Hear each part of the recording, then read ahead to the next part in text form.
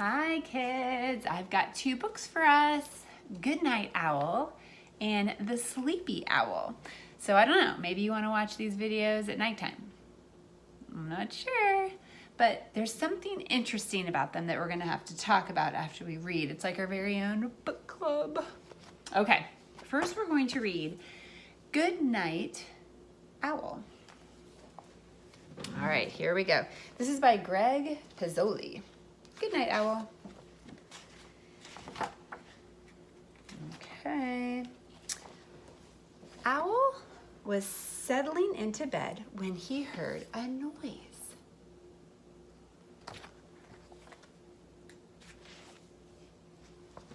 It was a tiny little sound, no louder than a whisper, a funny noise he had not heard before. But no one was there. It was probably just the wind, Owl said.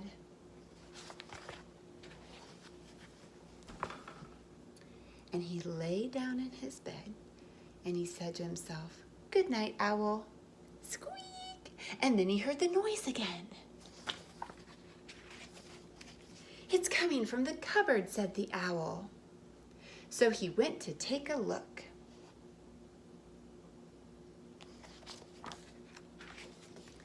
He emptied every shelf, but there was no noise to be found. Well, it looks like he made a mess. So the owl went back to bed. "Good night, Owl," he said. This owl talks to himself. It's my kind of owl.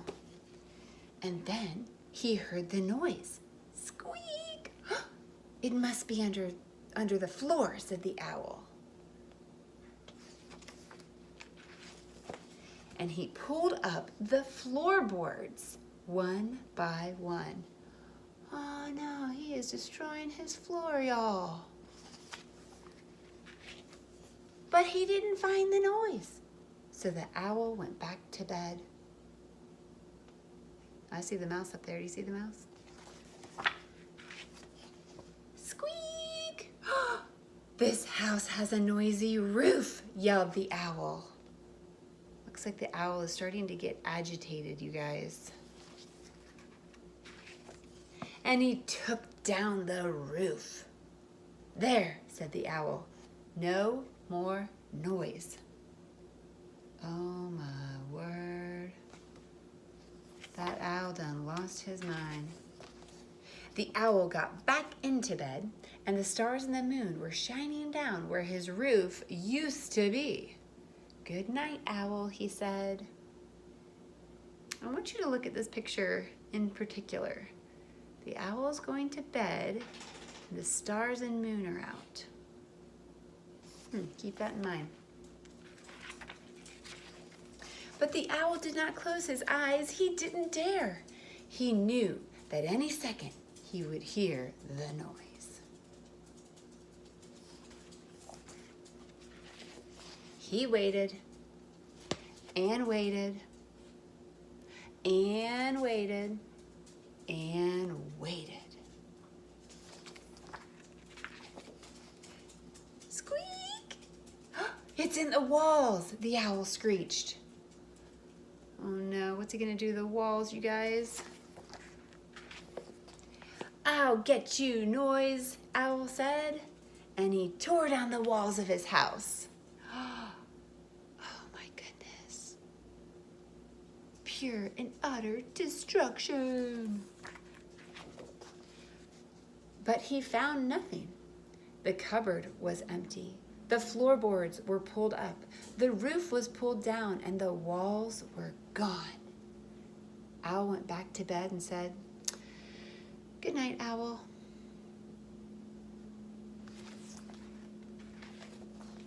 And then he saw the noise. Squeak!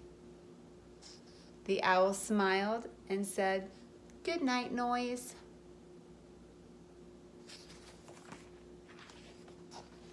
And they both went to sleep. You see the little mouse asleep on his bed with him? The end. Okay, so that owl got worked up in a weird way and destroyed his entire house trying to find that noise, which was the mouse, of course. So what was the problem? The owl kept hearing noises and it was driving him bonkers. And he literally tore his house apart trying to find this noise. And then when he did find the noise, he's like, okay, good night, let's sleep. Okay, Mr. Greg Pizzoli. Really? I also saw something very interesting. I don't know if you know a ton about owls, but they are nocturnal. Can you say nocturnal? Nocturnal. Do you know what that means? I know some of you know because you've told me before in class. It means that they sleep during the day and they're active at night. So that's when they get up and they party and they play with their friends and they hopscotch and they eat in the night when we're all sleeping. So in this book, Good Night Owl, the owl was trying to go to sleep and it was dark outside. And I thought, wait a minute, they're nocturnal. But then I thought, well, maybe that's why he couldn't sleep and he kept hearing noises because he's not even supposed to sleep at night. Something to think about, which made me look for this book called The Sleepy Owl. Now let's see what this owl's up to and when and how he sleeps, okay? Hey. Okay, so I have to make a second video for The Sleepy Owl. All right, here we go. The little owl lived deep in the woods. All day long she perched on a branch, sound asleep.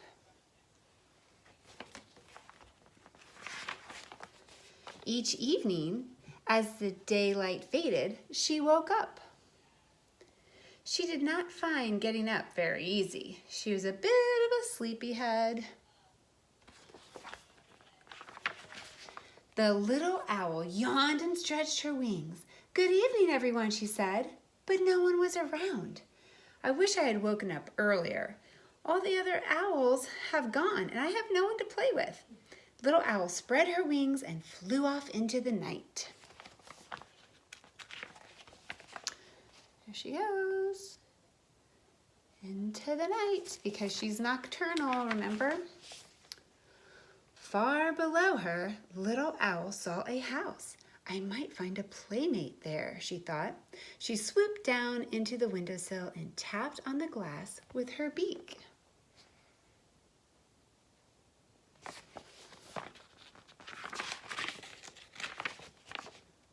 The sound of the tap woke up Tom. What do you want? He said sleepily as he opened the window. Come and play with me, said little owl. I'm much too sleepy. It's the middle of the night. Come back tomorrow afternoon and we can play then. Well, how can I wake up in the day? Said little owl. I only wake up at night. Take my alarm clock and as soon as you hear it, go off, then fly straight over here. The little owl wondered how the metal contraption could help her, but she picked it up with her claws and she flew home.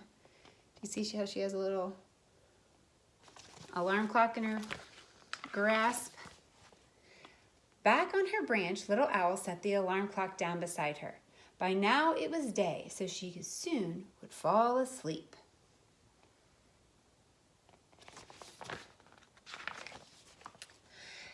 A terrifying noise woke her. It almost made her fall off her branch. The noisy yellow contraption rang and shook as though it would never stop. The noise woke up every owl in the woods. What's the matter? They shouted. Who's making that horrible noise? The owls hated being disturbed in the middle of the day. Look, they're all awake now. Oh. Little owl tried to stretch her wings, but she was too tired, and the sunlight hurt her eyes. Great tears fell down onto her feathers. Her aunt tried to comfort her. "Don't cry," she said. "If you get up in time tonight, maybe you can play with us." Oh no, she got her nights and days all mixed up now. In his home, Tom was waiting for the little owl. What had happened to his new friend? Why didn't she come? "Be sensible, Tom," his mother said. "Owls sleep by day, and you sleep at night. So how can the two of you play together? Why not finish painting your kite instead of moping about?" It was totally being a bummer. So Tom got out his paint box and painted an owl face on his kite. Then he and his friend Bob played with it all afternoon. Now Tom had his very own owl to play with. And what's more, his owl could fly, just like his friend, Little Owl.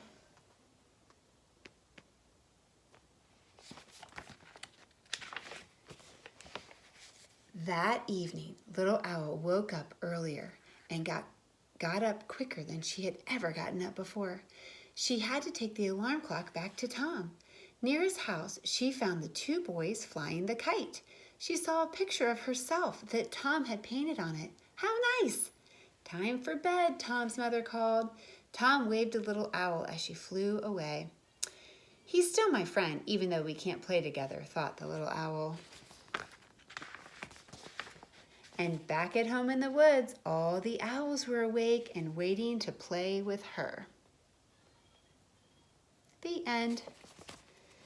Okay, so this one made a little more sense, didn't it, kiddos? So the owl, they sleep during the day and play at night. So it's really hard for her to play with Tommy, right? So this one's making a little bit more sense than this one, who was trying to sleep at night. And that didn't really work either, huh?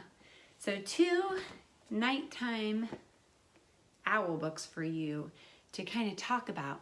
This is like the whole book club part where you can maybe, if maybe your brother or sister watches with you, you could say, "Yeah, what was up with this bird?